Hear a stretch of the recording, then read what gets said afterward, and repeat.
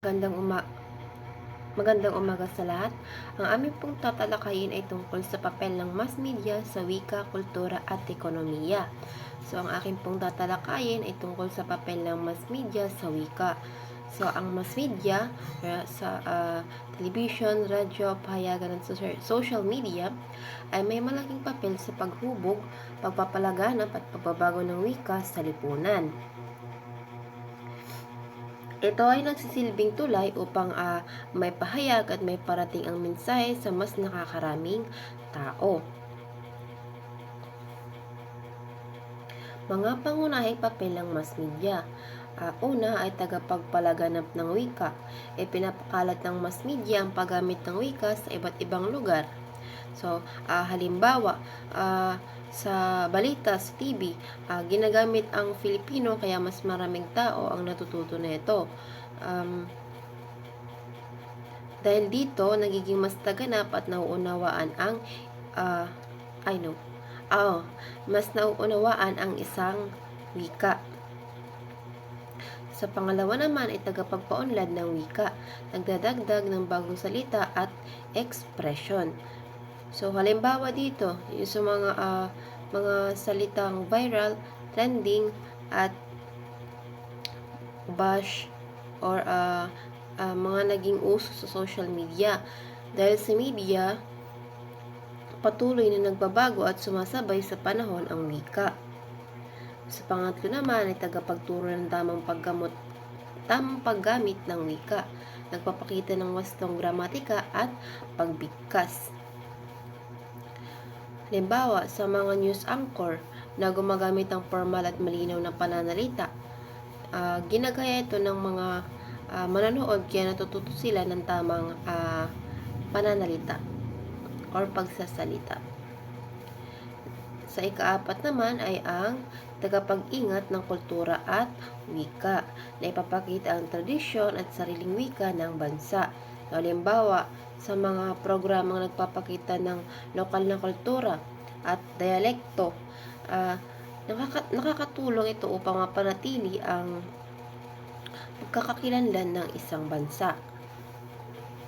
Sa panglima naman ay tagapag-ugnay ng komunikasyon. Pinagdudugtong mga tao mula sa iba't ibang lugar. Halimbawa dito, social media na ginagamit sa pakikipag-usap kahit malayo. Nagpapadali ang komunikasyon at nagkakaroon ng pagkakaunawaan. So, halimbawa ng papel ng mass media sa wika, balita sa telebisyon, kagaya ng sabi ko kanina. Halimbawa, panonood niyo sa TV na gumagamit ng formal na Filipino. Social media, Facebook or TikTok, halimbawa, paggamit ng salitang sana all, char at viral. At sa radyo naman, ay pakikinig sa drama o balita sa radyo. Sa pahayagan o online news, halimbawa, pagbabasa ng diary articles sa internet. Ang mga halimbawang to ay binigkas ko na kanina. So, sa conclusion ay malaki ang impluwensya ng mass media sa wika dahil ito ang nagiging daan sa pagkalat, pag-unlad at tamang paggamit nito. Dahil dito, mahalaga na maging responsable sa paggamit ng wika sa media upang mapanatili ang kalinawan at kalidad ng komunikasyon. Yan lamang po ang aking topic. Maraming salamat po.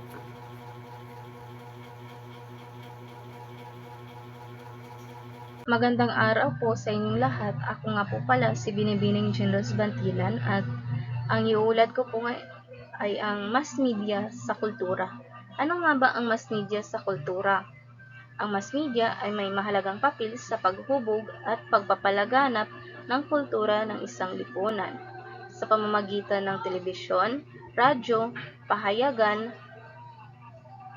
pelikula at social media na naipapakita at naipapasa sa maraming tao ang mga tradisyon, paniniwala at pamumuhay ng isang bansa.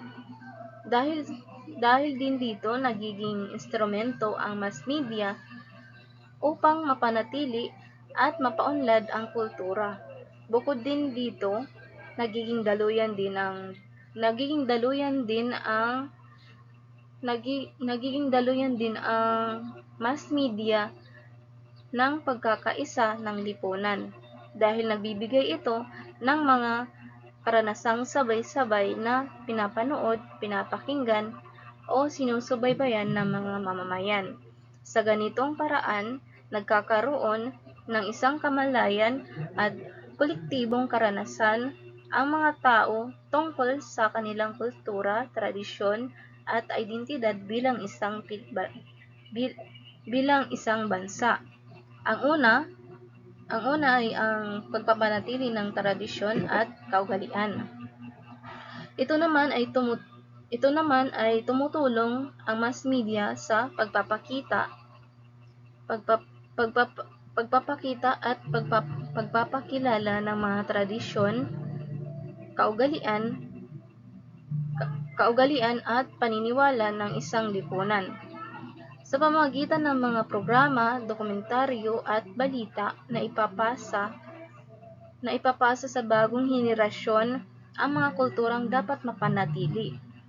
Nagiging daan din ito upang mas maunawaan ng mga tao ang kasaysayan at pinagmulan ng kanilang kultura kapag ipinapakita sa telebisyon o internet ang mga tradisyon at ritual ng mga Pilipino, mas nagiging mulat ang mga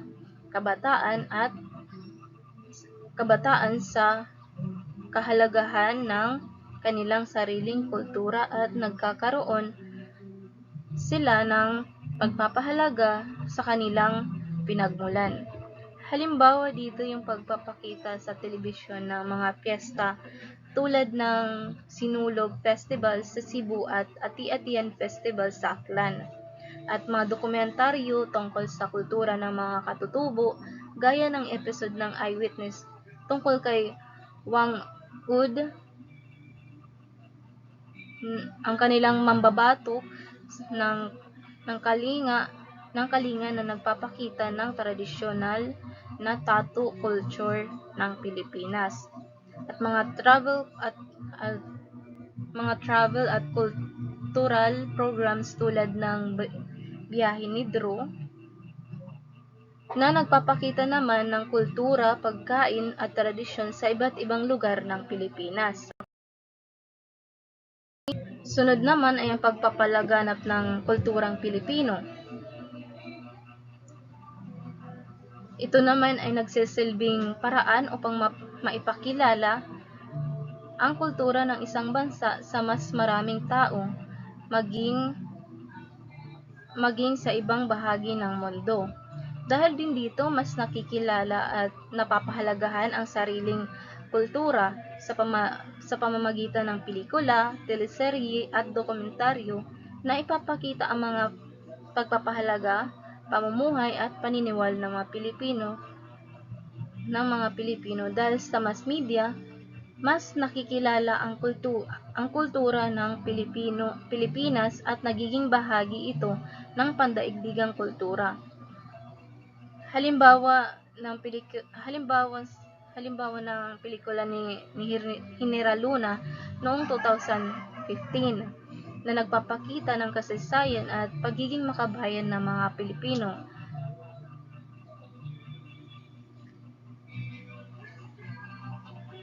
At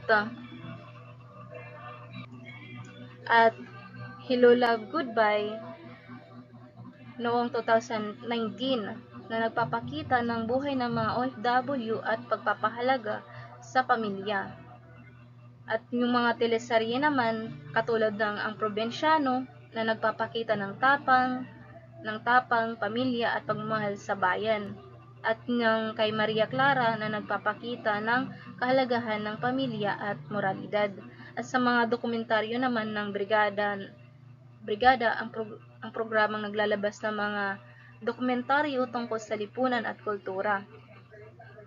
At ang isa naman ay ang correspondent programa na nag-uulat ng mga kwento ng isyong panlipunan ng Pilipinas. Pangatlo naman ay paglikha ng kulturang popular o pop culture Ito naman ay nagiging daan upang mabuo ang mga uso o tinatawag nilang popular culture. Ito ang mga bagay na nagiging patok o kinahumalingan ng maraming tao sa isang panahon.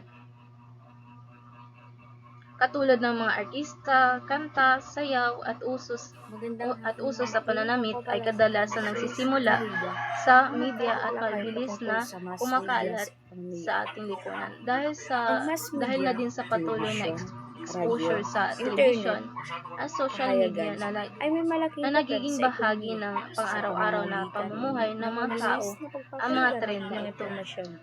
Halimbawa na nandito yung viral TikTok trends na Pantropiko Dance Challenge ng Bini Ito ay nagsisilbing tulay sa at merkado, nagpapataas ng Ginto demand sa Dance Challenge ng pamamagitan ng SB19, sikat na kanta sa radyo at media, ng kalagayan ng ekonomiya at ang sa bansa. Pantropiko ng Bini, Pagsusulong ng komersyo.